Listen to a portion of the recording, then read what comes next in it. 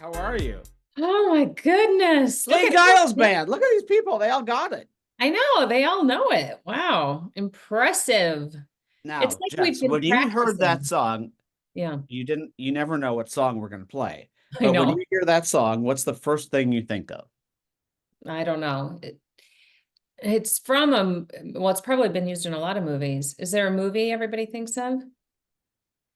The Well, eight, I well, asked, I don't, it's it's the not, eight. hold on. I didn't ask what everybody thought of. I asked what you thought of. And I'm maybe it's nothing. nothing. I, that was the song that was playing, I think, when I kissed a girl for the first time. Oh, are you serious? Yes, I was roller skating. And No. I don't know if you ever remember like the roller Please skating. say more. I There was still this thing roller skate with my there kids. was this thing called the snowball. Do you know what snowball? Like No? when they say snowball, that's when you go and the men or the boys are on one side and the girls are on the other, and then you hook up. Not like hook up, but I mean you like go and pick one and then you roller skate with them. Wow. Is that why you picked this song for this little stroll down memory lane? No, no, no, no. Oh, see, someone knows Snowball. I love it. Oh, No, I picked that song because the lead singer of the Jay Giles band's birthday is today. are you serious?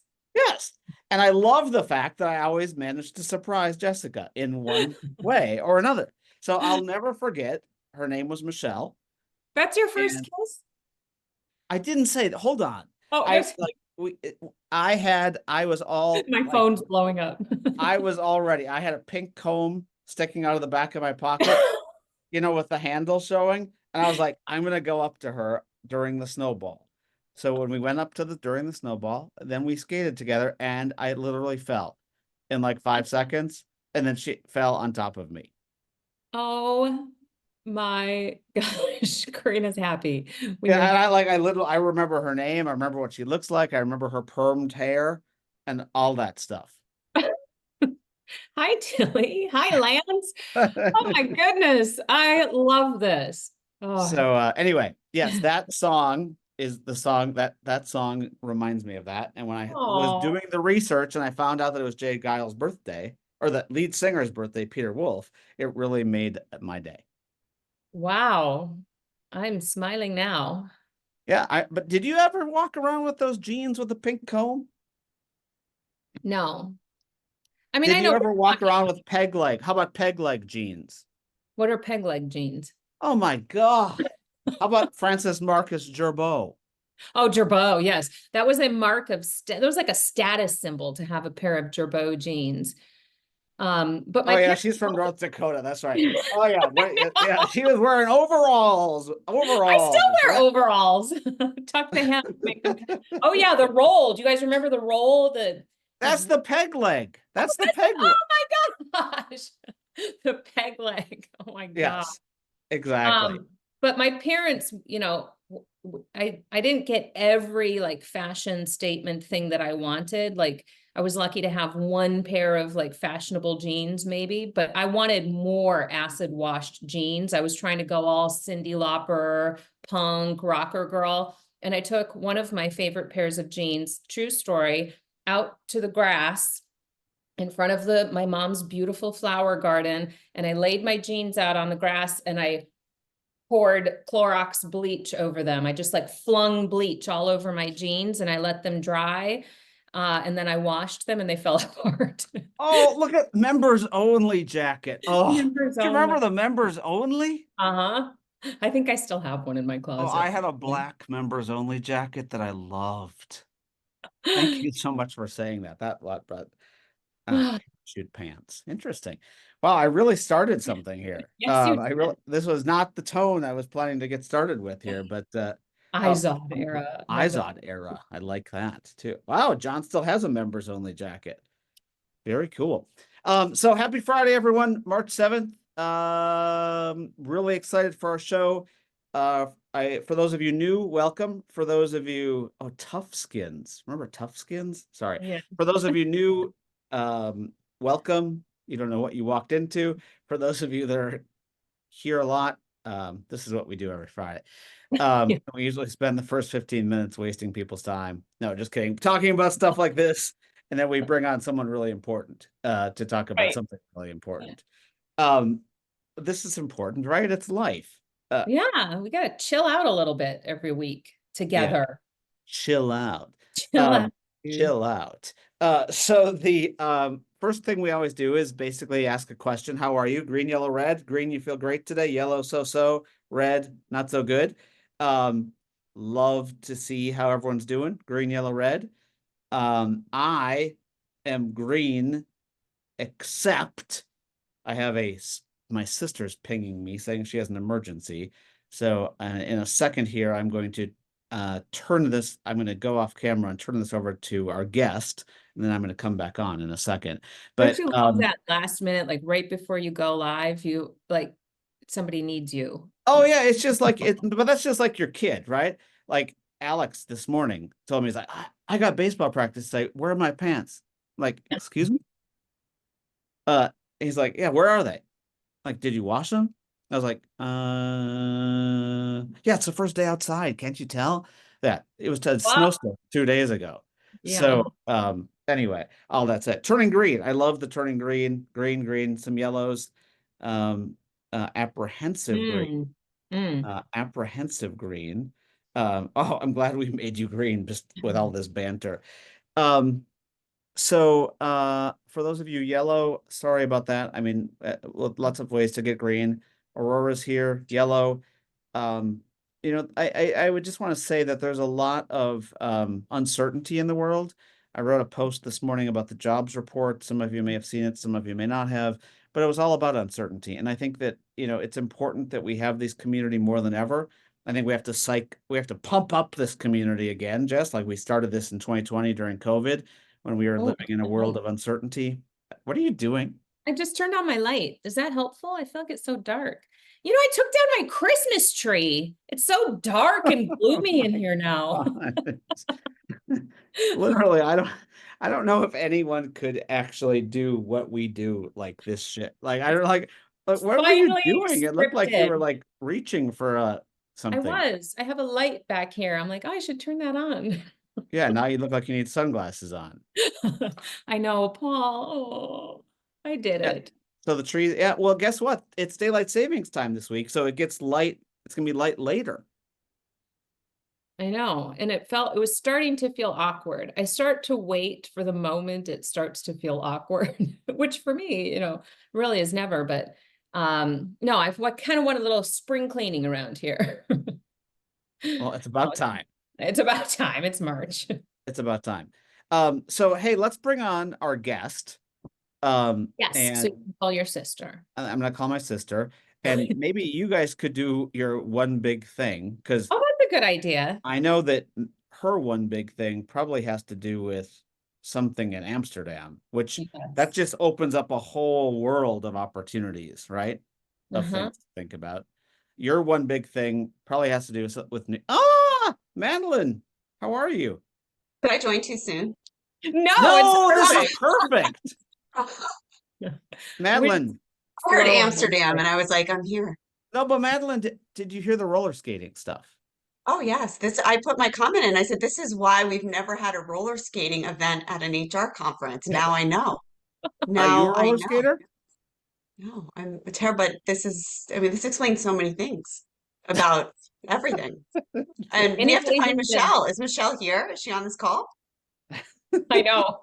Maybe. Yeah, Maybe we need to maybe. find Michelle and hear the other side of this story. Jason, Madeline, are you jet lagged? I feel okay now. I ended up coming back Wednesday night, so I feel okay. I'm doing okay. I did not I sleep was there. thinking about you last night, and then I'm gonna go call my sister really quick, Madeline. But I was watching the high school hockey game in Oh, Minnesota, yes, and yes. I saw the pictures of your kids playing hockey, and I was like, oh, Madeline, kids would love this right now.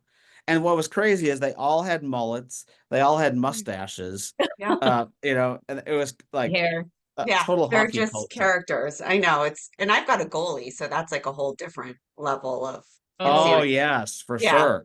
yeah. Goalies are the crazy ones. They're the crazy ones. But before you go and call your sister, I was trying to think of a way to honor you both. I mean, this is a big accomplishment. 250 episodes, and you started this during COVID. I mean, it was an Uh, important thing for this whole industry, what you did.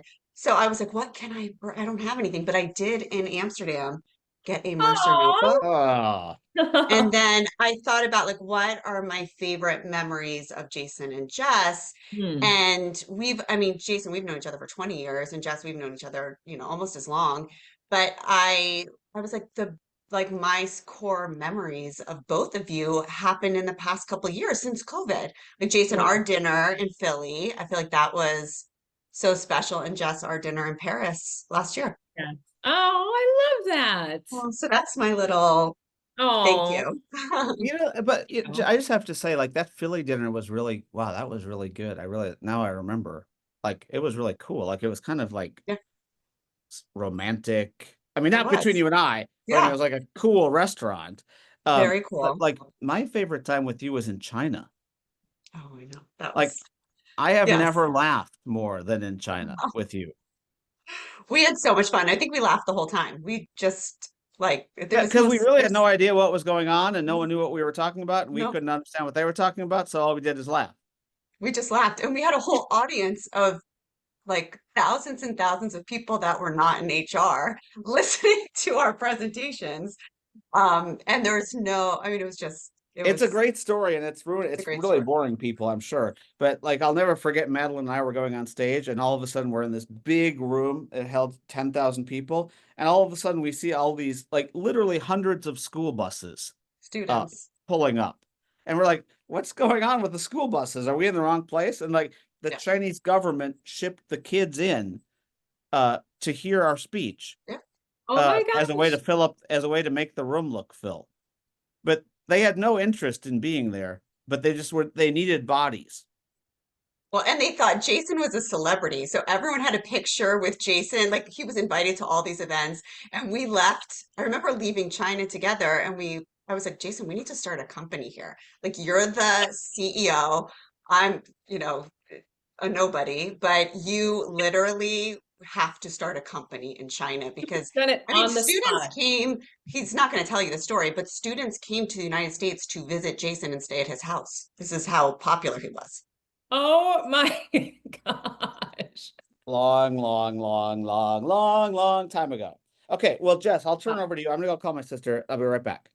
okay, I hope all is well. And Ellie wants to know what this speech was on, Madeline. Do you recall?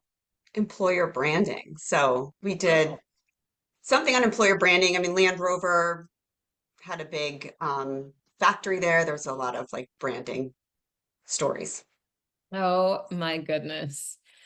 Well, welcome and welcome back for Amsterdam. Okay, I can't forget our other segment, and I'm actually glad we're doing it this way because we always do what color, how are you today? Green, yellow, red, and then we do one big thing, just something from your week. It can be personal, work, could, anything. And we always forget to ask our guest. We do it like that's like those are our two bits, and then our guest comes on, and we always forget to ask our guest. And a couple weeks ago, we had Kate Bravery on, and she was like, sent me a message after, and she goes, "By the way, my one big thing," and like her daughter had sang in like this amazing like opera experience. I was like, "Oh my gosh, we totally robbed you of your one big thing." So we're gonna do it with everybody. One big thing from your week. This is always my favorite part. It's like milestones, anniversaries, promotions, something personal. It's always my favorite share of our meetup. What's yours, Madeline? Oh, this is a good question. I love this question. I have one I will not say, but I think my one big thing is Amsterdam. I mean, I think it was a great event. It was double the size of the event we were at last year, the same Okay, event it looked last like year. it from the pictures. So I'm glad to know that was the case. It looked like overflowing in the pictures I saw. It That's was great. huge and it was great. And actually had like two expo halls because it was so many people and it was just great energy, great presentations. You were definitely missed. Like Oh, we missed that rooftop bar of fun late I know. night drinks and laughs, but it was really It was really special. And there are two like things to me that were very different, I think, from other conferences that I've been to here in the US. The first is, and I mean, you all are traveling across the world all the time, but HR leaders in Europe are just very different than HR leaders here. They're like very interested in like the networking, like speaking Mm. engagements. There's a lot of, kind of self-promotion that's going on. They all knew each other. So there's a huge network, I think, of these CHROs and HR leaders that are just very connected.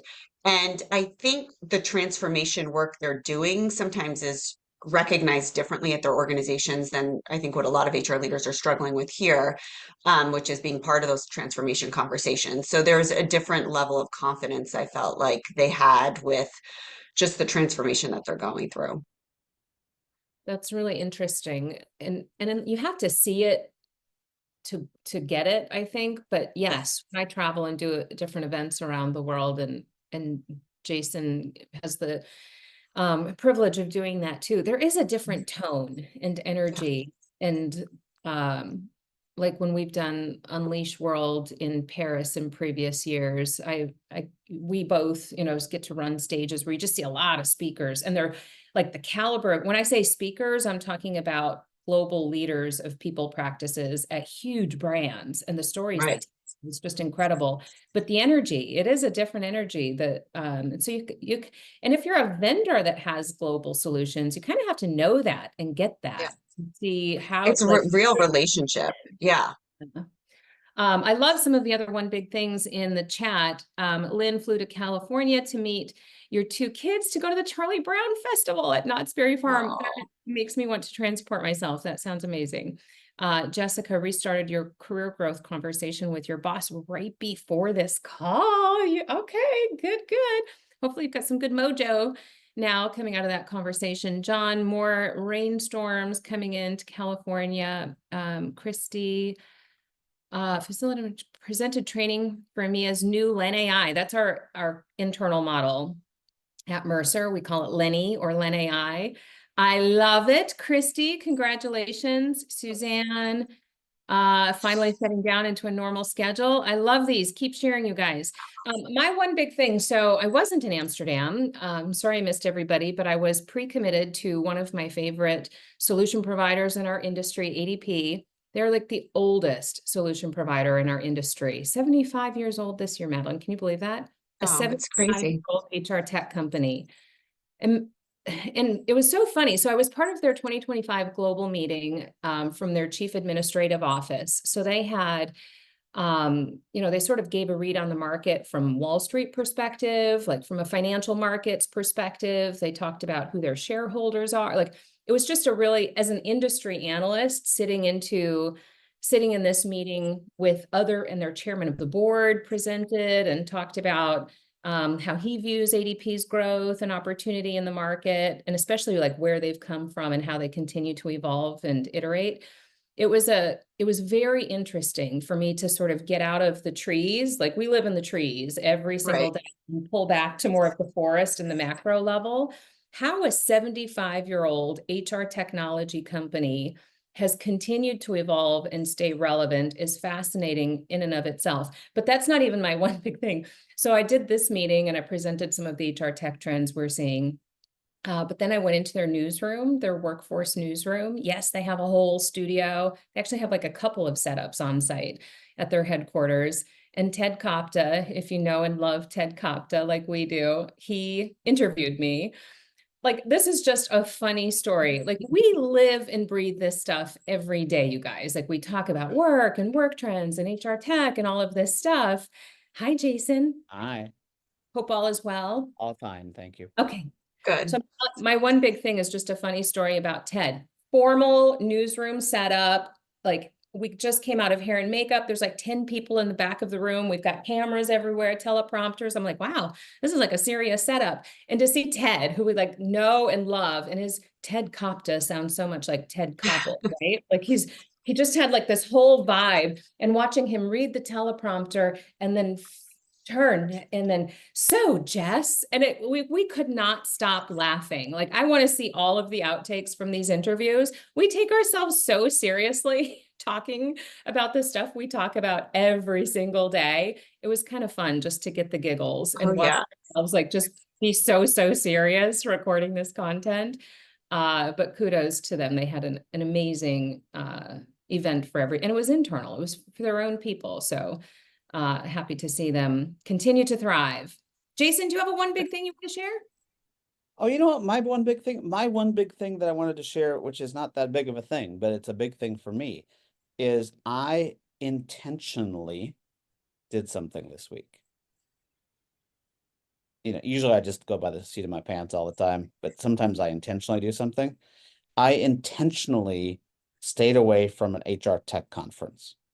Ah, And the how does reason I that stayed feel? away is because I believe that everyone has too much tech, Mm, and I Mm, just couldn't handle listening to it. yep. I thought it was going to drive me insane.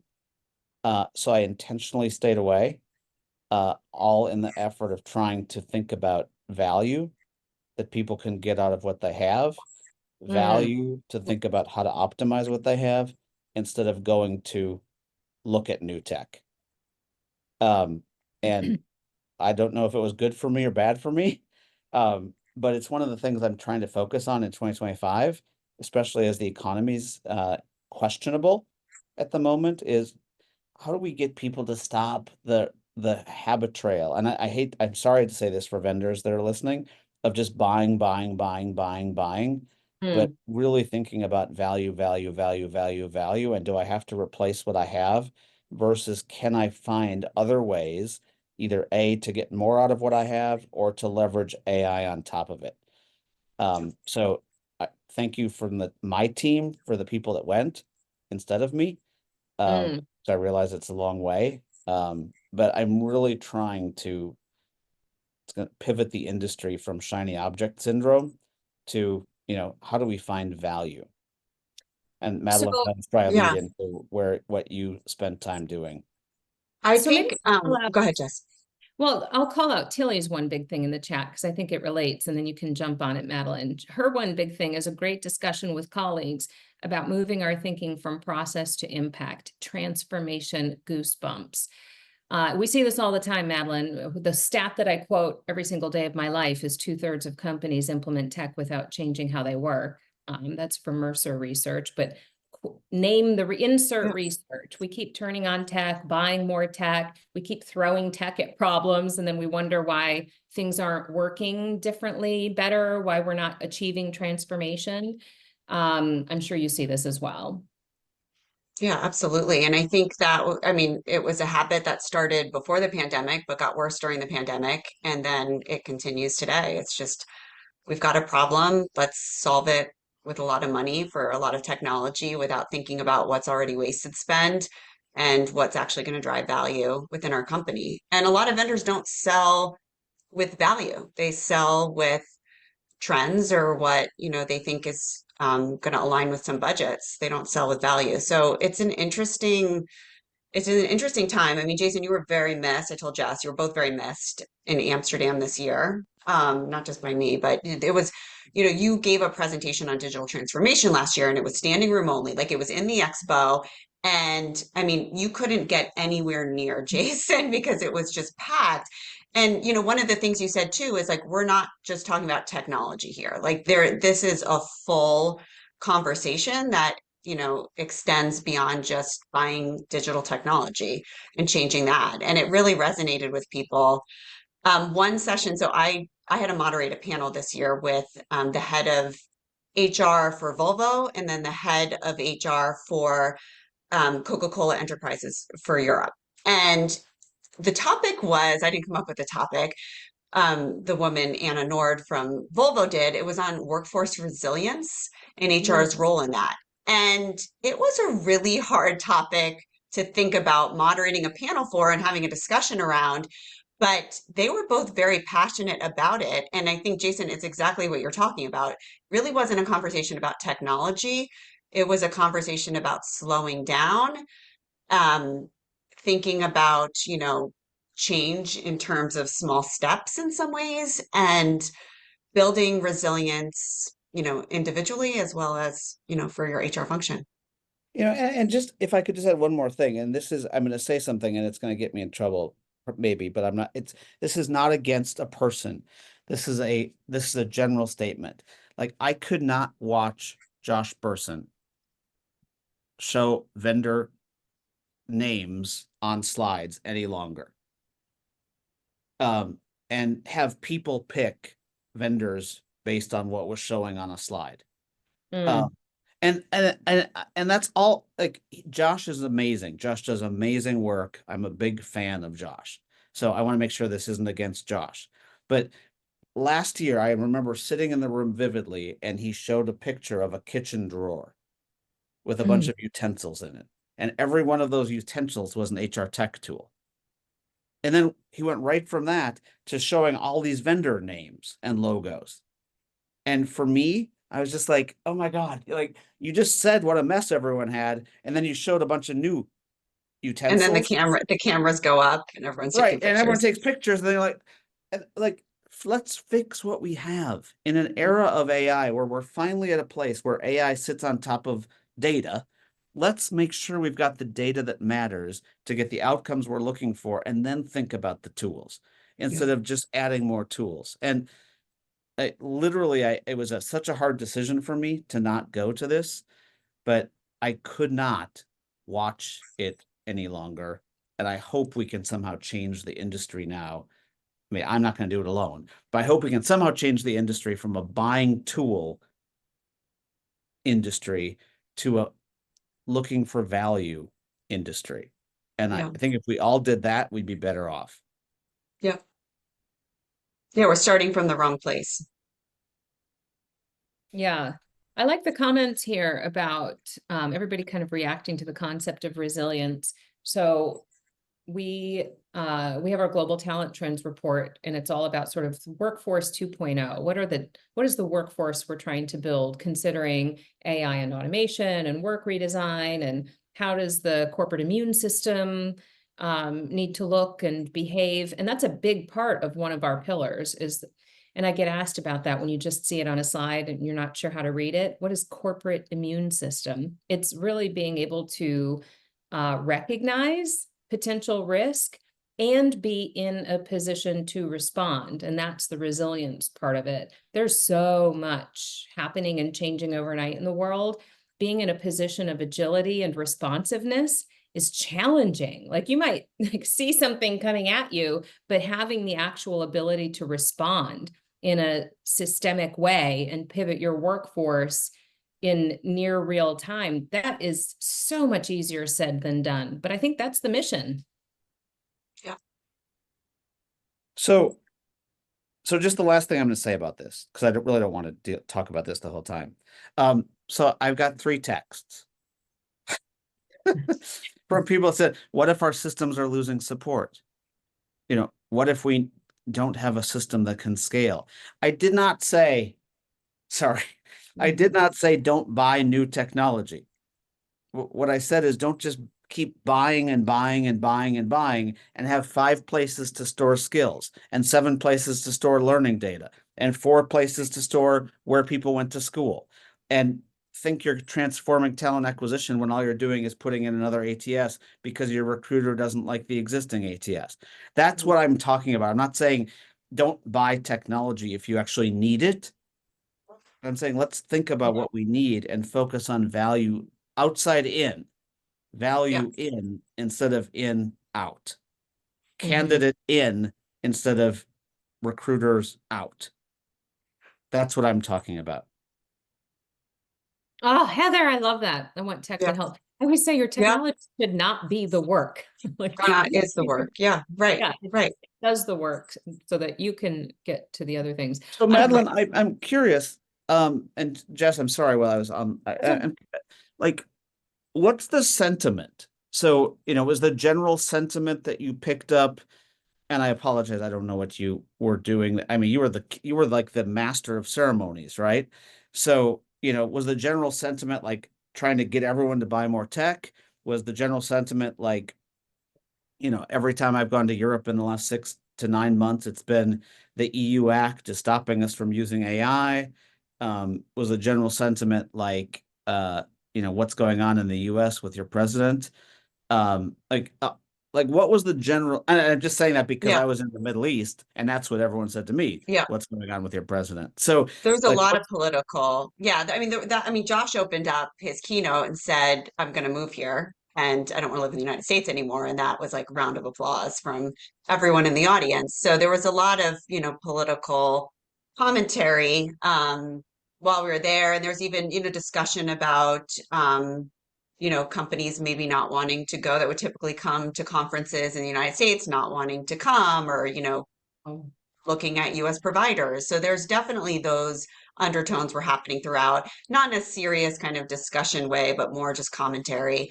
But I will say last year, like we know this, there was a great panel on EU AI regulations. Keith Sonderling was on the panel and his counterparts in Europe were on the panel this year. So there was a lot of, concern and maybe some hesitation around AI and some of those conversations. This year everything was AI, like everything. Like everyone was talking obviously about agentic AI and like what's coming, and everyone's announcing an agent and where a company's at with that. And they're, the two companies on my panel and some of the other panels that were there, they're definitely exploring agents and co-pilots, but whether they're developing them in-house or whether they're developing or investing in them. And it seems overall from like every panel and every conversation I had that it's starting with recruiting. And Yeah. that's, I mean, Jason, to your point though, too, we're just buying TA tech, just buy more, buy more, buy more without looking at what's wasted spend right now. And, what are recruiters actually going to use? Mm. so along those lines, like in a, I oftentimes use the line, Madeline, in a sunny day, we act certain ways, and cloudy days, we act certain days. I believe we're going into an economy that is cloudy. I don't like, actually, I shouldn't even say I believe that. I'm watching it. You know, Jess and I were on a call yesterday where we were watching it together. But all of that being said, like the concept of an agent, and Paul just put it in the chat, which Yeah. I was interesting. Yep. Like the concept of an agent, like the true concept of an agent is to basically drive efficiency, Mhm. right? A, and B, hopefully do something from an experiential standpoint for people, which means that an agent will probably replace jobs, Yep. right? And my biggest concern about agents, because I actually I'm an agent believer. Hmm. Sounds like a Mhm. song. But I do worry that we're going to put all these agents in place and we're not going to transform work. You know what? We're going to keep all the HR people still doing the Yep. same thing. And then we've got these agents. And then it's just costing us more to run Yep. HR. And then at the end of the day, we're like, why are we not getting the value? And Jessica just said we won't transform because we won't upskill all those people. And either Right. upskill those people or lose those people. Yep. And Or lose those people. yeah, Yeah. and I think my question becomes, or my question is, was there any sentiment that people might just lose their jobs? Yep. And That's a like fear. instead of saying like don't worry, it's not going to cost anyone their jobs, like maybe it is going to cost people their jobs if they don't actually upskill. Yep. Was there any of that? Yeah, and it's different because there's two audiences, right? There's HR leaders, and then there's the practitioners that do the work, the HR practitioners and the recruiting practitioners, and they're at very different odds of what they believe, to be the value of these agents. And there's a spectrum of autonomy with the agents, but if you're an HR leader and you've been tasked with transformation, much of what you've been tasked for is to reduce your team, unfortunately. So what they're seeing value in these agents and whatever spectrum of autonomy that comes with is going to be very different than a conference of recruiters that are worried about their jobs and can see that some of these agents are replacing the value that they feel that they provide. And this conference was more the HR leader audience versus, like an ERE where you've got recruiters that are there, or, conferences that are more HR practitioner focused, where there's, their view and the fear around some of the agent discussions are very different. I think, and to Paul's point too, there's a lot of definitions being thrown out there and they're being used in the same way. An agent is doing the work. Jason, to your point, an agent can replace a job. I mean, that's the goal of what an agent is. Like, why That's else would different you than do a it? Right? what else would you do it? Like it's going to Right. do the whole, it's going to take all that work on and do all that work. A co-pilot is very different. A co-pilot, which is kind of the first evolution of what an agent is doing some of the tasks and helping you as an assistant almost to do your work and focus on maybe some more strategic things. So there, these terms are kind of being thrown out. LinkedIn, it won't be available till the end of this year or maybe early next year. Their hiring assistant, which is an agent, essentially has, some autonomy, but recruiters, it's their message is very careful to say we're not replacing recruiters, we're an assistant. That's why they use the term assistant to recruiters, where you can use it as full autonomy or not. Well, I think there's vendors are tiptoeing around this, Mhm. right? Like, well, we're not going to replace people, but et cetera, et cetera. And I want to go by, I had to type it in because you said something and I loved the way you said it. And I want to just poke on it for a second. The value they feel they provide.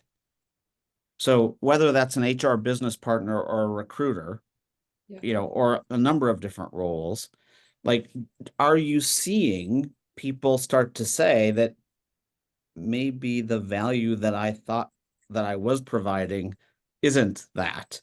Mhm. Because that's the part that scares me. And the reason Yeah. it scares me, and it's a stupid reason, is because when we did self-service, that was supposed to do this. And Right. Right. or managers opening a rec. Oh, give them self-service, and then guess what? It's going to save X, Y, and Z. And it didn't. Yep. So what I'm worried about, oh, Paul just said that LinkedIn Yeah. messaging is shit. Oh, sorry. But there goes the explicit tag on this week's podcast. But all of that being said, the question is, are we really starting to see people say that maybe the value they add has to change, Mhm. or are they still living in a fantasy world that, Yeah. that's not the case? Yeah, I think people are afraid of like what this is, and the value that they've provided is what they've known to do in their careers. So shifting that, I think is necessary. I don't think it's a negative thing, but it's hard to do.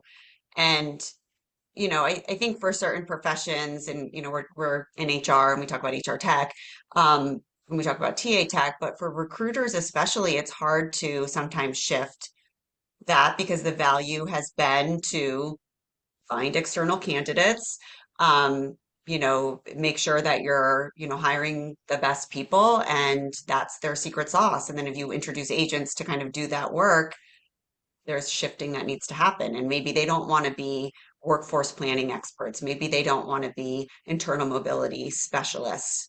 Um, that's not the work, recruiting's a lot about relationship building. So, Jess, I didn't know if you were, so Jess, did you want to jump Well, in? 'Cause I have one more thing I want to go So I to. think people leaders and talent, like everybody in our industry, like our tendency is to protect the human, right? Because we're people leaders. We're human. We're the only C-suite executive, as Jason likes to say, with the word human in its title.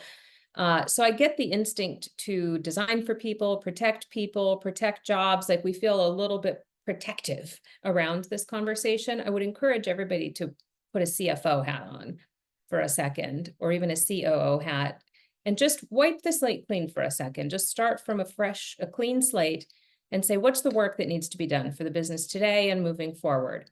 What are all of the ways that can be accomplished? And what investments would I make as a CFO to get that work done as best as it can be done? And that is a blend that we have not had before. It wasn't possible before. But today, that is a blended answer. Some of it should be fully automated. Some of it should be augmented and assisted. Some of it is still fully human. But it's sort of you got to move the Legos around differently than Yeah. you did before to best answer that question today. 100%. And I think that's why like Moderna's here in Boston, and what they just changed within their, HR function is their CHRO or their chief people officer is now responsible not just for people. She's responsible for all of digital technology for all of Moderna.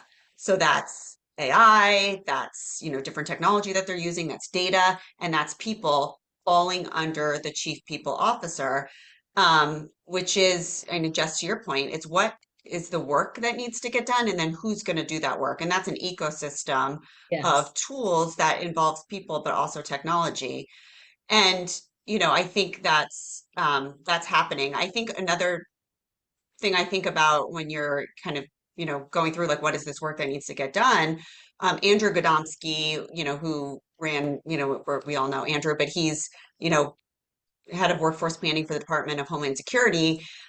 He talks a lot about like when he was thinking about kind of agents and co-pilots and where they're investing, it's like we have to do workforce planning first. And that's people aren't really talking about that. It's like, Right. how are we going to use, what's the work? How are we going to use these agents? There's a lot of fatigue around workforce planning right now, but it's how do we plan for the work that needs to happen? And then who's going to do that work? Jason, we're just going to buy 5 different agents for work that we really don't even need to do. We have to change the way we work and we have to plan for the way we work. And then we have to think about the technology that adds value. So as an analyst, how do you like that label? I don't even know if that's what you are. You're an I don't know if I'm analyst, you're a anything. I have no idea. researcher, you're an MC, you're a thought leader, you're an influencer, you're a mom. All of that stuff, all of that being Mom. hockey Yeah, mom. hockey yes. mom.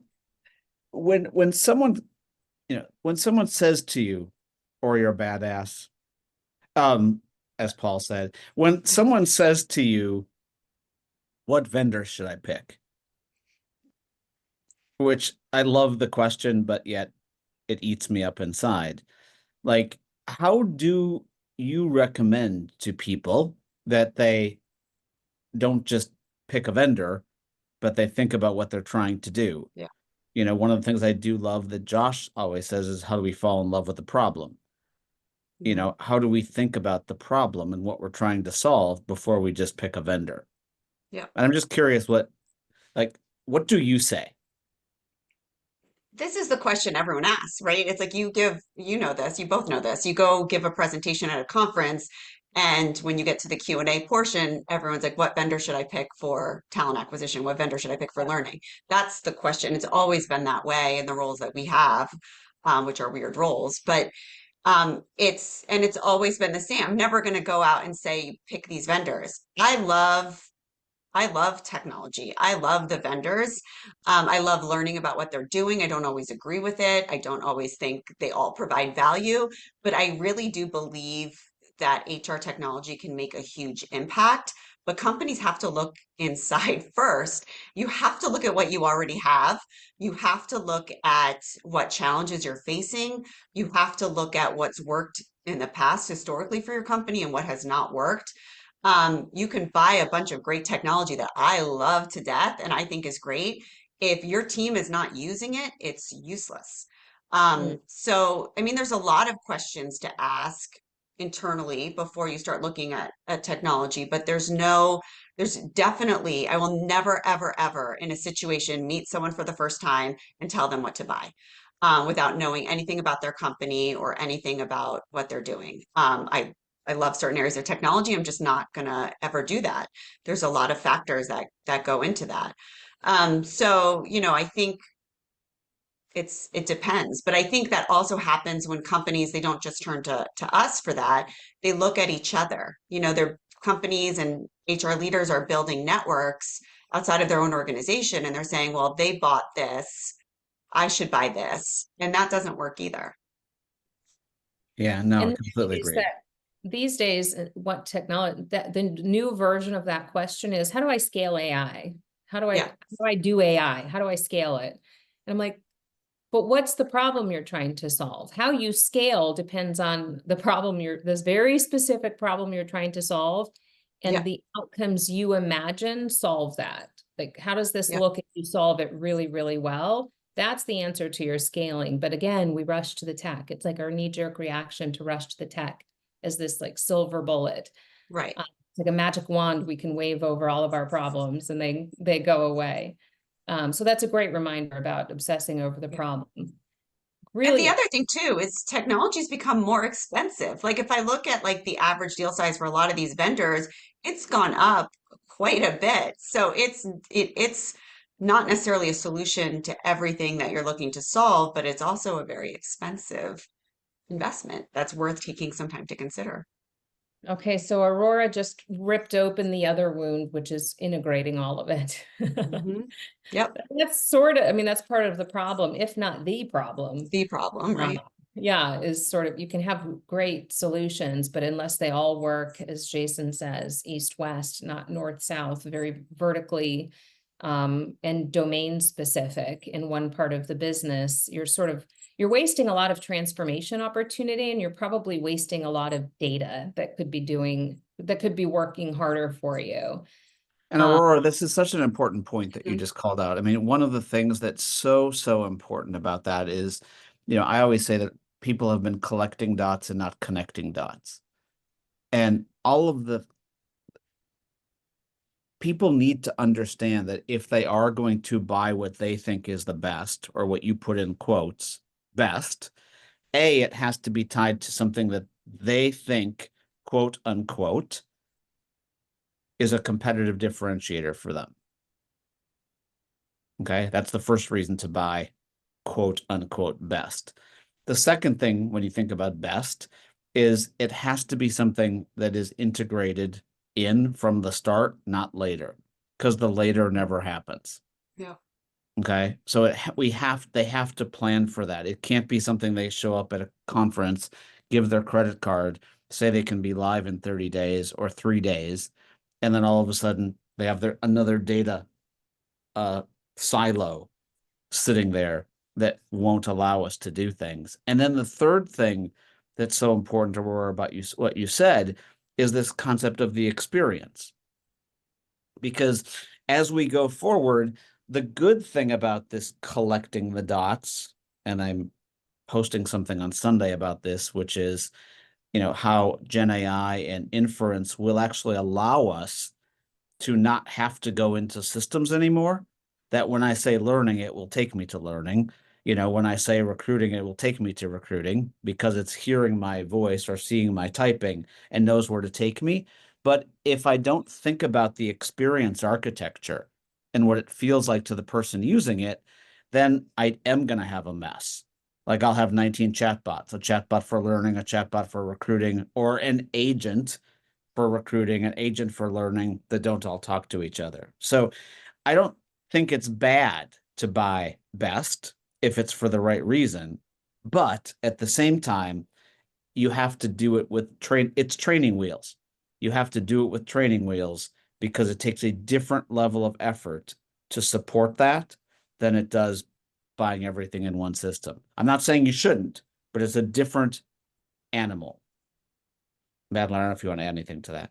Yeah, no, I agree 100%. And yeah, I mean, I think it's a problem that a lot of companies face. I mean, we see it all the time. It's like that, what's the best? What should we buy? So why they take the pictures of the slides when they go up with the logos. Um, but it's just not the right approach.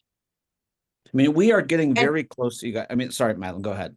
no, no, go ahead. But I think there's also like there's a very different question that we can answer. Like, there's not what should I buy? We can't answer that question. We don't know you or your company or what you're, struggling with right now. There's a lot of factors that go into that. But, there's another question that I get asked and you all get asked that I think we can answer. And it doesn't necessarily mean anyone should buy it. It's what technology are you excited about? Mm. Um, and that there's a curiosity around that. That doesn't mean I'm saying go buy this right now. It means this is something I got excited about. I'm curious about. Doug Berg's on the chat here. Like I've answered match two to a lot of those questions I received. Yep. Doesn't mean I'm telling everyone to go buy match two. Sorry, Doug. But it means that, yeah, this is what I'm curious about right now. This is what I want to watch. The other thing that I just think is really important is we are approaching the death of what I like to call the software industrial complex.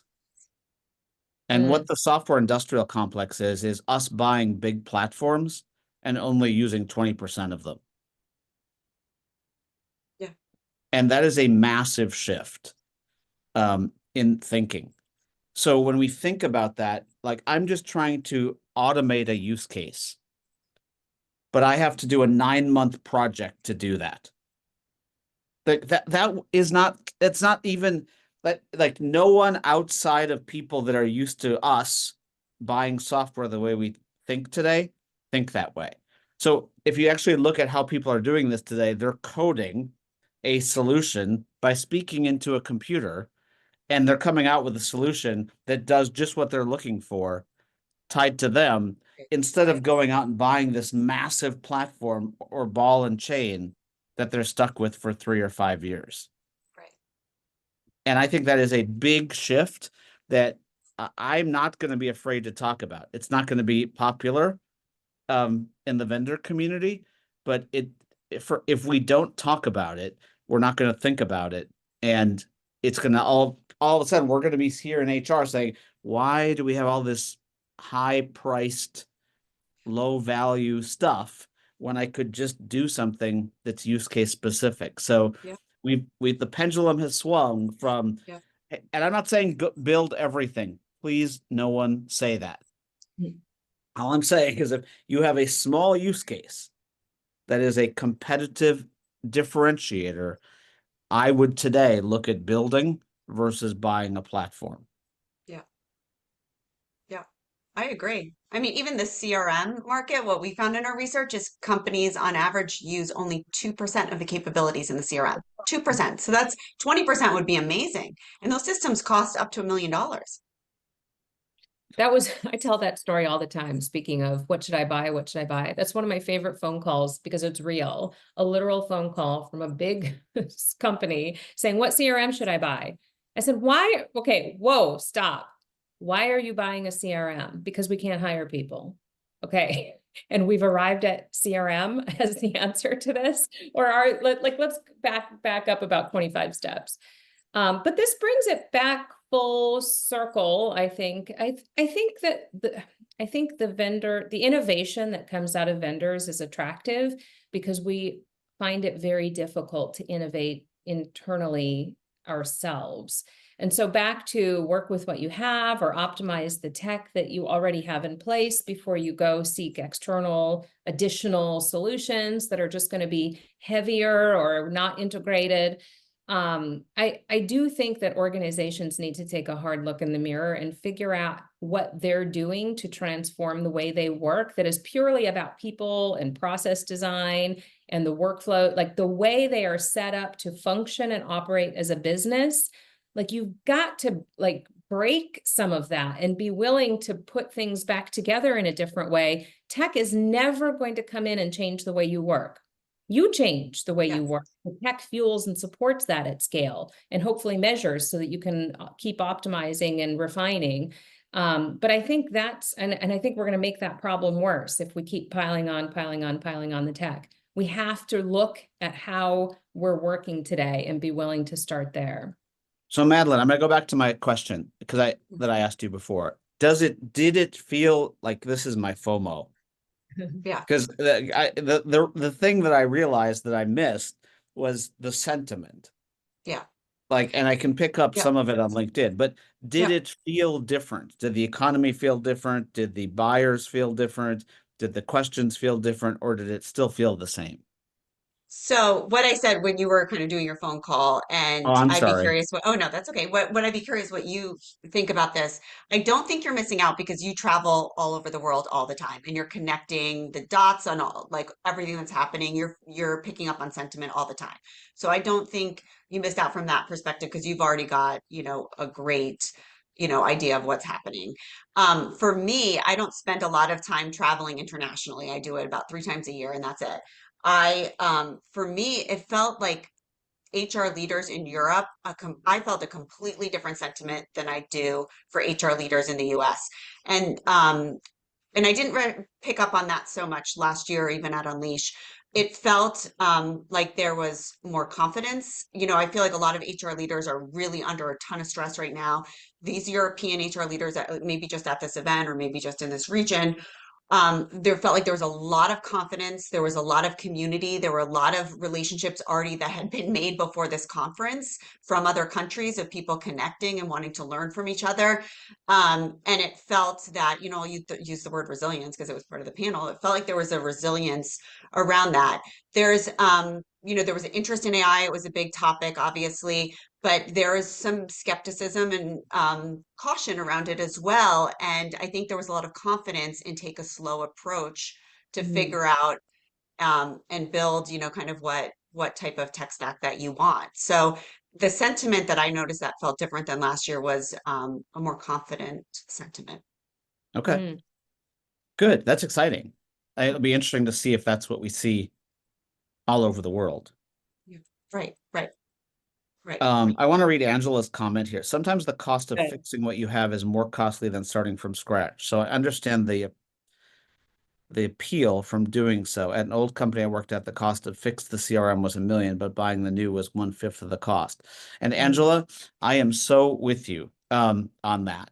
I think that we're going to have a massive amount of either re-implementations or re-platformings that happen over the next 5 years, because there are just a bunch of people similar to Y2K. Sorry, date myself, that just transitioned from one piece of software to another. When the cloud became a thing, there's a bunch of people that just transitioned from one piece of software to another. And now what they're realizing, as we realize that the concept of job may be on its deathbed, we realize that skills is going to become more and more, that all of a sudden we're like, what I have isn't going to work. And what I've built, it's easier just to start from scratch. You know, it's like going into a house. Should you remodel the house, or is it better to rip it down to the studs? And you're going to find in some cases, I think, over the next 5 years, there's going to be a lot of ripping down to the studs and starting from scratch, which then gets you into the question, am I going to a new vendor or do I use the same vendor? And then when all of a sudden you realize you were only using 10% of the vendor, you're like, was that really right? I think that's a huge, huge thing we're going to see. And one thing I'd add to that too, Jason, I think it's a great point from Angela, and I'll add to that with Heather's comment, we have to ask better questions. A question, especially around the CRM comment, is do we need a CRM? Like, do we need to fix our broken $1 million CRM, buy a new one for a fraction of the cost, or do we need a CRM? Is there something else we could do? Or think about, just your point, change a process to fix what's not working. Did you see Bill's comment? Who you all think will be the next generation of thought leaders and influencers in the HR tech industry? Are you sick of me, Bill? Do you want me out of here? He's like, you three are fine, but like, you know, I'm just joking. a couple of years ago, we did I don't know if you remember this, Jason, we did a kickoff webinar with here's all the priorities and big themes of the year, like we do, like everybody does. And somebody asked Jim Hollandcheck, brilliant analyst on the team, what do you think the next wave is? And he said, it hasn't been built yet.